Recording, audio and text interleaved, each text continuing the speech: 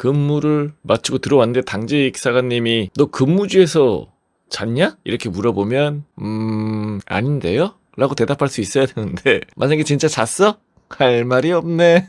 안성 보내주신 사연이고요. 안녕하세요 유아선님. 저는 15년 10월에 입대하여 17년 7월에 군 전역한 예비역 병장입니다. 근무 중에 있었던 이야기를 하려고 합니다. 저희 부대는 정비와 경비 위주 부대였지만 사실상 병사보다 군무원 포함한 간부가 많은 부대였으며 한 개 중대는 병사가 약 60명에서 70명이었지만 간부는 140명 이상이었던 약간은 특이한 부대였습니다. 아무튼 사건의 발달은 저와 하사 B하사라고 하겠습니다. 하사 할래?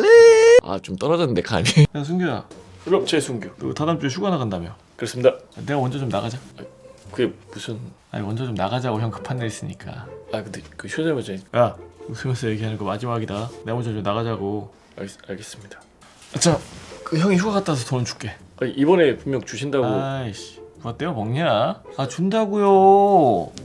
아직도 부대 내 이런 사람들이 존재한다고요? 이제는 걱정하지 마십시오. 경찰 출신 형사 전문, 야전 장교 출신 군사건 전문가가 있는 캡틴 법률사무소가 여러분을 지켜드립니다. 상담문의 02-521-8520. 예.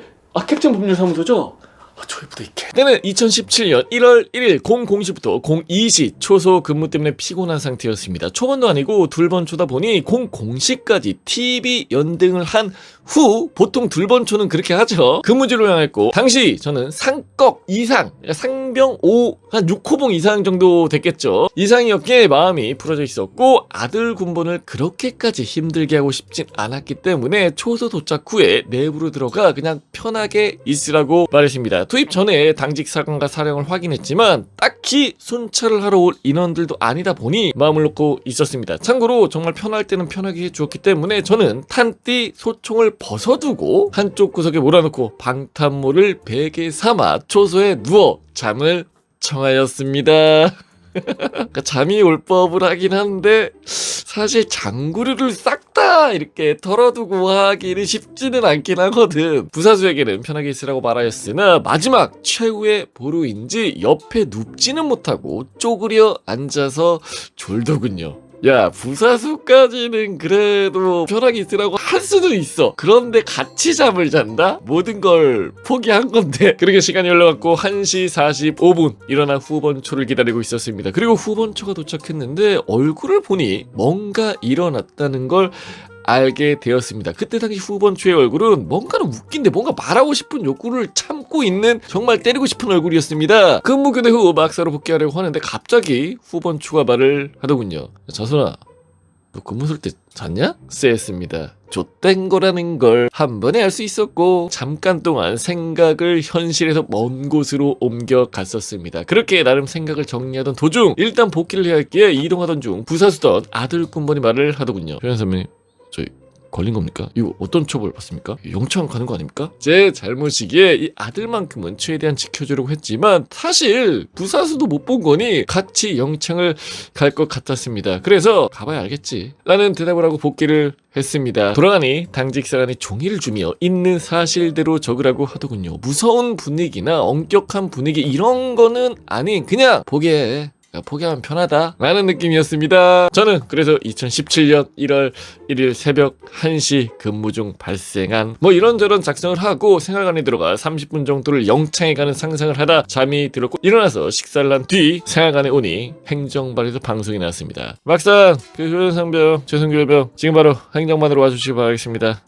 각오하고 와라. 도착하니 행정관이 화를 내며 다시 적어! 이게 좋은 거야? 라며 재작성을 하라고 했습니다. 제가 봐도 초등학생 일기처럼 썼더군요. 사실 어제 있었던 일 때문에 멘탈이 나가 그냥 정신없이 적었던 것 같습니다. 정신없이 무슨 정신으로 적겠니? 영창 갈 생각에 뭐가 적히니?